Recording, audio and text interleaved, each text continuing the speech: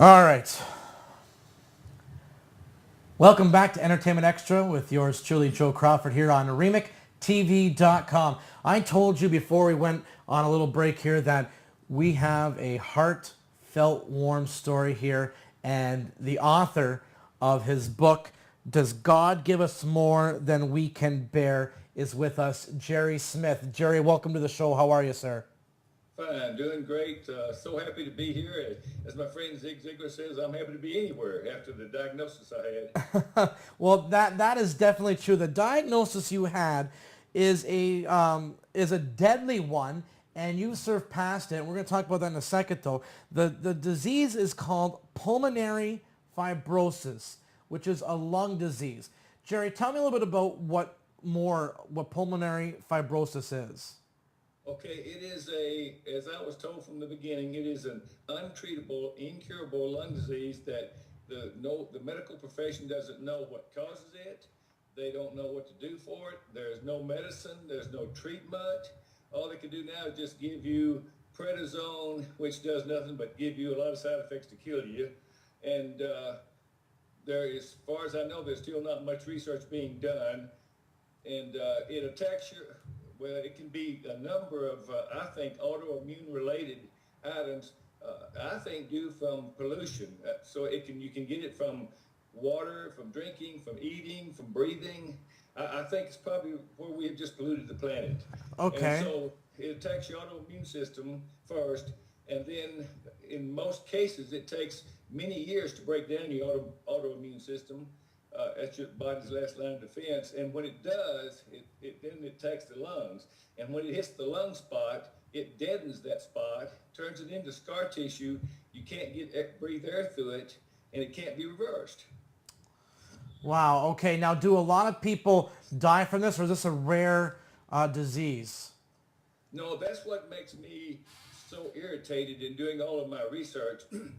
Just a few years ago, I found out researching on the internet that in the United States there was at that time over 250,000 existing cases of pulmonary fibrosis in this country, and we have an average of about 52,000 new cases per year and about 48,000 people dying each year.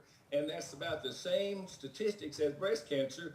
Everybody's heard of breast cancer, but almost nobody's heard of pulmonary fibrosis. And if you've been seeing the media lately, lung diseases and cancers are one of the fastest growing things that people are dying from. Now, when were you diagnosed then with pulmonary fibrosis? Well, they first noticed it in June of 2004, and the doctor said, I believe it's pulmonary fibrosis, but we're not sure, and it doesn't seem to be causing too much problem at this time. It doesn't concern me. Well, that's interesting because it should concern the doctor. He's not going to die from it. Yeah, exactly. So anyway, he said, but we're going to do breathing tests every 6 months, the rest of your life. That's breathing into a computer to measure your lung capacity, which will tell them if there's changes. So that went on for 2 years. Well, just prior to 2 years, which would be June of '06, all of a sudden I knew that something was wrong, and I was having a hard time breathing, a harder time walking. And so when I go in, then they start doing all the tests, including a lung biopsy in the hospital, and they sent it to the Mayo Clinic lab in Phoenix, and they said, hey, it is so rapid and so fast, we suspect you might not have more than 6 months to live. Wow. So in end of June 2006, they tell you a death sentence that you have 6 months to live. Now that would be the end of 2006. Take me back to when you got told this. What is running through your mind, and what does one person do that gets told you have 6 months left to live? Well, at first I'm speechless. When the doctor sits down in his office, my wife is with me, and he looks at me, looks at the file, looks at me, and looks at the file, and I'm saying, look, I'm ready to hear something. And he says, well, Jerry, I guess all I can do is give you the worst diagnosis I could give anybody. And that's when he tells me about 6 months. Okay, what about medicine? There is no medicine. Treatment? No treatment. And I said, well, how much time do you think? And that's when he told me the 6 months. And I said, okay, what am I supposed to do? And he said, well, just go home and wait for the end. Wow. So I go home, and I'm my emotions are just running rampant. One moment I am just so mad and angry, the next moment I'm so depressed, and it's just rapidly changing to where you feel despair. You just all of a sudden there's just no hope. I mean, there's just what are you going to do? You can't really explain it. It's like I've just been told I'm dead. Right, pretty much. Now then, Jerry, what not to get into the morbid part of it now, but what did you live everything? Did you do everything that you wanted to do before you got told this, or did you start creating a quick bucket list, as some people call it, in the last 6 months or whatever of your life, say? Well, the irony of it is I'd been unhappy and miserable all my life up until about age 52, and then that's when I turned my life around, and I found happiness, and it lasted for about 12 years, and then I get this diagnosis. Now I go home angry with the fact that, hey, I was just really enjoying life, and what am I going to do? And like you mentioned, I've heard this before, that when you maybe are about to die, your life flashes in front of your eyes, so to speak. Yeah. And in that moment, I was so angry that I started reliving my life, from my grandmother's death, my mother's situation. Every step of my life, I relived it, and I blamed God for every step. Well, God, why'd you allow this? Why'd you allow this? Why, don't you think I've had more than I can bear? Don't you think I've had more than my fair share? And so I went through about 40 minutes of this. I mean, angry, severe angry. But when I finished, when I got back up to the current time, the present time, I was calm, I was relaxed, my mind was clear. It's just like there was nothing wrong with me. And I think the purpose of that was to say, okay, now you've got to be rational to try to think about, where do you go from here? Right. I said, you realize you just went over your life again. You've never been a quitter, so you're not going to quit now. So what are you going to do? Well, with a clear mind, I said, hey, there's only thing I can think of that any of us can do that doesn't have money. And that is get on the internet and just start searching for answers. And with that, you did come across an answer with a pulmonary fibrosis about a treatment of some kind that was being done in Germany, correct? Well, no. In fact, it was the opposite. There was absolutely no answers in Germany. I even went to the Pulmonary Fibrosis Foundation of Europe, and they said there's no known cause, no medicine, no treatment. Average lifespan worldwide is 7 years, and that was it. But I did start searching then for a doctor that had his own laboratory, and that's when I found the doctor. Okay, now you found the doctor, and the doctor was located in Germany then? Yes, in Ludwigshafen, Germany. Okay, so then what kind of treatment did he have to concoct up then, I guess, because it's his laboratory, in order for you today, being 2012 the year, and you survived it more than 5 years, what did he have to do to help you? Well, he told me at first, he said he had nothing. I said, have you heard of, do you know anything about pulmonary fibrosis? And he says, I don't know anything about it except that it's incurable. Everybody knows that. Right. And I said, well, and so I was shocked again. So I said, well, I understand you've done 25 years of research now on cancers of every kind. Could that research maybe blend over into my disease? I don't think so. Strike two. And I said, oh gosh, well, do you know any colleagues? Have you heard of research? Have you heard of colleagues working with anybody? He says, I'm sorry, I can't help you. And then he was quiet, and I was quiet. But inside, my heart just sunk to my feet, and I was very depressed again. And I'm thinking over a period of maybe a minute or less, but it seems like a lot longer. Well, this is it. This is the end. What am I going to do? And he's being quiet too. But suddenly he speaks up first. He says, well, Jerry, listen. And I think you heard the passion in my voice, the desperation in my voice, because he said, look, but I'd be willing to try to work with you. If you can send me a sample of your blood, I'd be willing to analyze it. If I can find a culprit, as he called it, I'd be willing to research it. And I'll spend as much time as I can to see if there's any way I can come up with a serum that might help you. Wow. Now, he did come up with the serum, and it has helped. And did you have to go to Germany then to meet him to be able to have this done? Well, at that point, basically, yes, because this country now, the United States, stopped allowing shipments of medicines like that into this country based on that the plane scare in London, where when they first came up with the 3 ounce limit in the United States. Right. And so, but secondly, I wanted to go over there anyway because number one, I'm like everybody I talked to today that contact me wanting information about how to do this. Most of them are cynical about, well, how do I know I'm not getting ripped off over there? And so consequently, I was going to go regardless. I had 6 months to live. I'll try the devil. What do you got to lose except for your life? That's exactly right. But on the other hand, though, it was easier to go over there, meet him, kind of get a good feeling that he exists and he really is what he is. Yes. Now then, what I don't get then is then this pulmonary fibrosis serum that he made to help you out. Why is it not being then, like, I know we're trying to raise awareness here talking about it. You've written your book. You do motivational, inspirational speaking, which we'll talk about your book in just a few minutes, Jerry. But why is this doctor not coming over to the States? Why is this not being more worldwide known, North American known, for people to know to last longer like yourself? Well, every doctor that I've talked to in this country over a period now of 4 years, 5 years almost, they don't believe me. They don't believe that I'm cured. They don't believe I was either diagnosed with it or the right thing. I had several doctors even say, Jerry, we believe that you may have been cured of something, but it was probably something that would be kind of similar in appearance to that, but it was something that could be curable. Either that or you're lying, they said.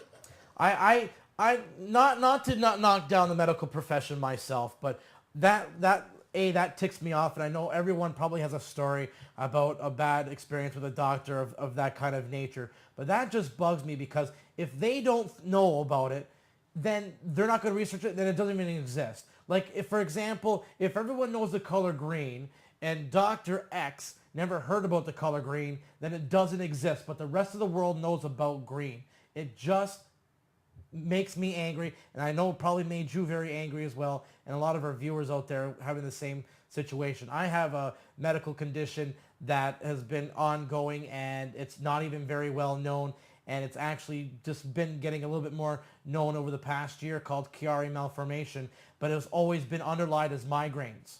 And I've been told myself, not to take away from your story, Jerry, but the only reason why I got found out that it was more than migraines because I was having an extra symptom of my legs going numb.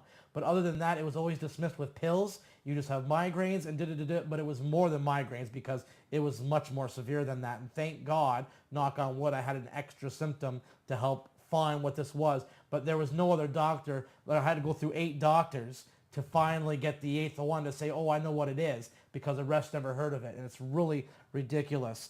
Now, Jerry, your website, jerrysmith.org, has your book, Does God Give Us More Than We Can Bear? You have your book there with you, Jerry. Can you give a show here to our viewers? Can you up, just right in front of your face. There we go. Does God Give Us More Than We Can Bear? And that is such a great title, I think, Jerry, with your lifestyle, because you've had a really rough upbringing. And how have you handled it all, put it more or less? Well, I really did not handle it until I attempted suicide at age 49. And it took, I guess, I'm a very hard-headed, stubborn person, I guess. And I don't know how much of the story you want me to quickly go over. Yeah, sure, please, yes. Okay. Well, I'll go kind of fast because of the time situation. But my grandmother, she died during childbirth. My mother was born a deaf mute. Her father, he quickly remarried, shipped off the 2 sons he had to other members of the family that would take them, but nobody would take my mother because she was a deaf mute and they considered her handicapped. So anyway, so she grows up, she has no education, all kind of jobs she can get because they won't take her back in the house, her stepmother and her father. And so she gets a job working as a live-in housekeeper. The homeowner rapes her. She becomes pregnant with me. They won't take her still. She gets into a home for unwed mothers. I'm born. They still won't take her or me. And so after she looks around a right. With me being in that home for unwed mothers, which they don't raise kids, of course, she finally just disappears because, as I learned later, she didn't want me to end up on the streets with her or like her. And so, need to say it over a period of the home transferred me to the Baptist Children's Home because they obviously didn't take care of kids. Anyway, over a period of 4 years, then she married a man, a deaf guy that was a deaf mute in California. He had 2 children by his former marriage. His wife had passed away, and so she came and got me at about age 2.5. Took me out to California. We were in Louisiana. Out to California to live with him, and he immediately tried to get rid of me. And so finally, in less than 6 months, he just filed for a divorce because to force her to get rid of me. So she takes me to a friend in Texas that's married a long time, can't have children. They start the adoption. There's a 6-month waiting period, in most states before it's final. And just before the 6 months would make it final, she gets pregnant and she cancels the adoption. My mother comes and gets me and takes me to Louisiana. Now she's got one of her brothers that's in a financial position that he's willing to take me. He has 4 kids and he's 35 years old, self-employed, less than 6 months. And this has to sound like made up, but less than 6 months, he died of a massive heart attack at 35. Jeez. So she has to come back again. That's 4 times. And now they're just nobody. So she calls and this is the irony of it, she calls the Louisiana Welfare Office, and they explain to her that they've had me before and they will not take me unless she signs a release so I can be placed for adoption. Well, she refused to do that even though she had agreed to it for a friend of hers. So the only way she could do it was she had a friend drive her and me to the welfare office very early the next morning, pinned a note on my shirt with my name on it, told me to go up and knock on the door. And when I did and turned around, the car was driving off, and I didn't see her again until I found her at age 25. So I grew up in foster care and worked my way through college, get married. A few years later, my wife was murdered by a drug addict that she had gotten involved with by getting drugs from him. And then a few years later, my grandson turns 15. On his birthday itself, his parents present him with his first car, and they specifically tell him he's got a driver's permit. Stay off the freeways until we have some experience with an adult driver. That very day, he gets on the freeway, it's raining, he slides over into front of an 18-wheeler and is ran over and killed on his birthday. That's when I attempt suicide, because that's just the accumulation of all. My first in-laws rejected me because they had me investigated. Because oh my gosh. They knew there was no parents around somewhere, so they had me investigated. They found out that I didn't know who my parents were, so they would tell their daughter in front of me, he's trash, you can't marry him. So we got married anyway, and they didn't even come to the wedding. So it was that kind of thing, just all the way up. And then the accumulation, and at 49, attempted suicide. When I came out of the hospital, I think for the first time in my mind, I know that there's happiness out there. I know I have to do something, and I've got to search, and I've got to find it. And the very simplest way and the shortest way to say that was that I started hearing some things, went to some churches, and listened to some messages, and heard the message about, hey, if you're suffering from hate and anger and depression and all that really the only chance you have is to forgive everybody that's hurt you and caused you to keep that in your mind all the time, because, hey, when you're full of hate, all you're doing is hurting yourself, not the people you hate. Exactly. And Jerry, what a story you have. And the book is called Does God Give Us More Than We Can Bear? It can be found on Amazon, Barnes & Nobles, I assume? Well, it was a bestseller on Amazon. It can be, but the very quickest way to get it is my website. It's on the website, by the way, Joe, is a page on there for people suffering from any diseases, cancers, pulmonary fibrosis, whatever. It gives all the information, how to contact the doctor over there, his email addresses, what to do, how to do it. It's 2 pages of information. They can just download it for free. That's awesome. JerrySmith.org. You're a man of a true inspirational story, and I'm so honored to have you on the show to talk about this. And with any medical condition, whether it's cancer, pulmonary fibrosis, anything, if a doctor says no and does not want to seek help for you, do not just stop there. Keep on going. This is the message that Jerry's getting across, I'm getting across with this show, because honestly, there is help and there are people out there to help you. Jerry, it is such a motivational, inspirational story. I want to thank you very much for being on the show.